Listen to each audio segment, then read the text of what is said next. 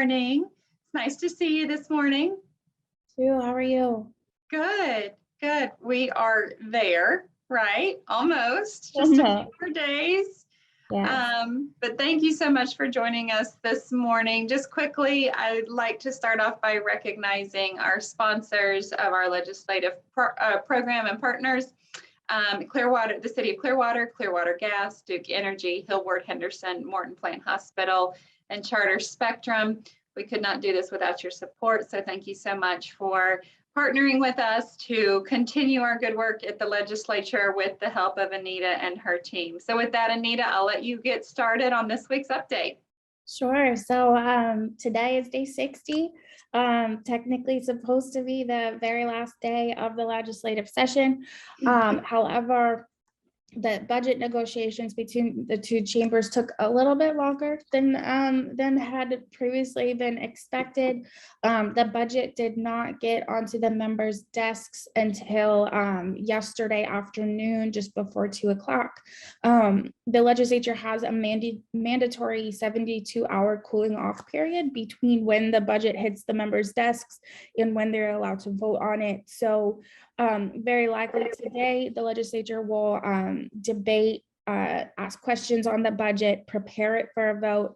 They'll finish up any policy bills that are out there remaining. They'll probably be done pretty early today, so not like one of those sessions where they go late into the night on the last day. And then they'll return on Monday simply to vote the budget and send it off to the governor.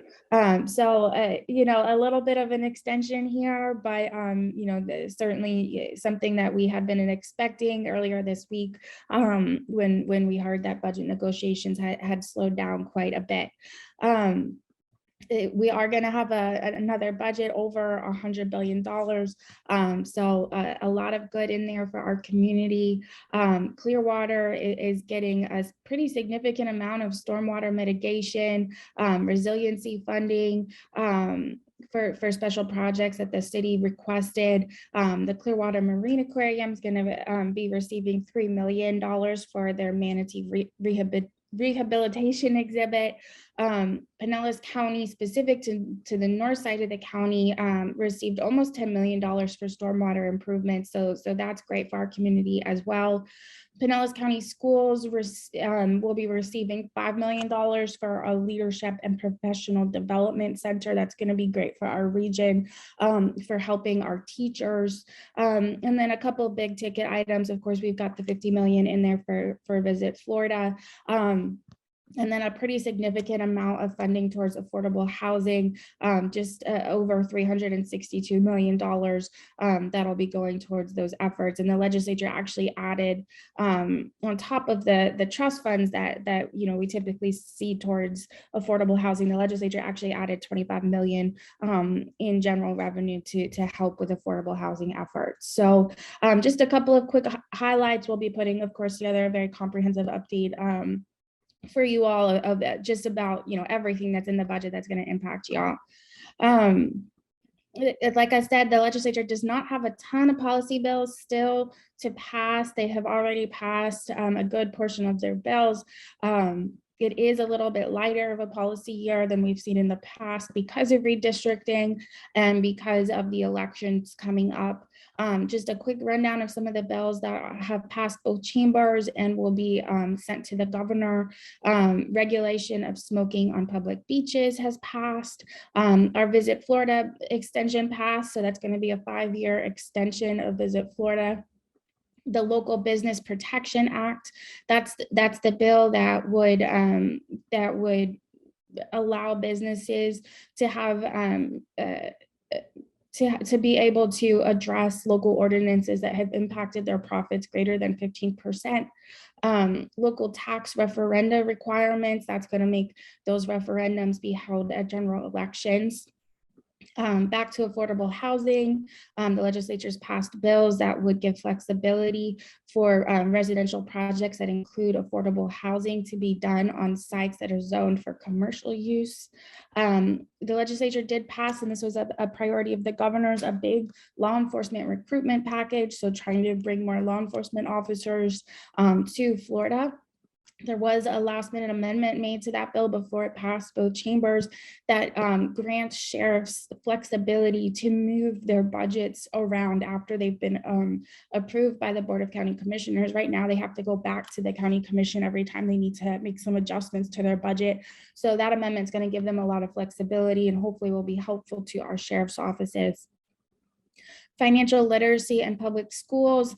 This is a bill that's been floating around for quite some time. It's finally passed both chambers. That's going to include 1/2 credit of instruction in personal financial literacy and money management for our high schoolers. I think we can all agree that that's something helpful as those children grow and enter our workforce, of course. Mental health, the legislature is always trying to identify ways to put more funding, make policy improvements to mental health services. Obviously, we have such a need in our state. So the legislature did pass a pretty substantial bill that makes updates to both the Marchman and the Baker Acts. The bill really kind of makes it less complicated to navigate for families seeking mental health services through either one of those acts. Retail theft, we've talked about this in the past. This is the bill that's addressing those retail thefts that are occurring multiple days in a row. So this is going to, I believe, create a new felony for that type of retail theft. Property tax break for our teachers, our law enforcement officers, emergency responders, several others. They've really tried to address those essential workers and give them some relief from their property taxes. Because it does address taxes, that will have to go onto the ballot. So we'll see that on our ballots coming up here in November. A big sea level rise and resiliency package was passed. That's been something that's been a big priority, especially of our speaker, knowing that is something that really impacts, of course, Pinellas County. So they did pass a big package there. It does create a new chief resiliency officer for this state, so that we can have somebody really, laser focused on addressing those issues. Finally, school board term limits. So right now there are no term limits for our school board members. They did come down to a compromise on this bill and end up passing both chambers. So school board members will now be limited to 12-year terms. That was kind of a compromise between having the unlimited like we have now and then the 8 that's kind of typical of our legislature. So we're going to have now, like I said, 12-year term limits for our school board members. A couple of items that are, very likely dead for this session that we've touched on in the past that both chambers just couldn't get to an agreement on.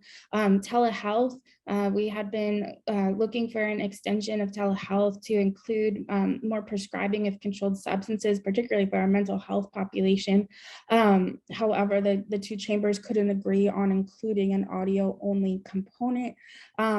The Department of Business and Professional Regulation, which oversees so many of our businesses, they had a big package bill. That bill is likely dead for this session.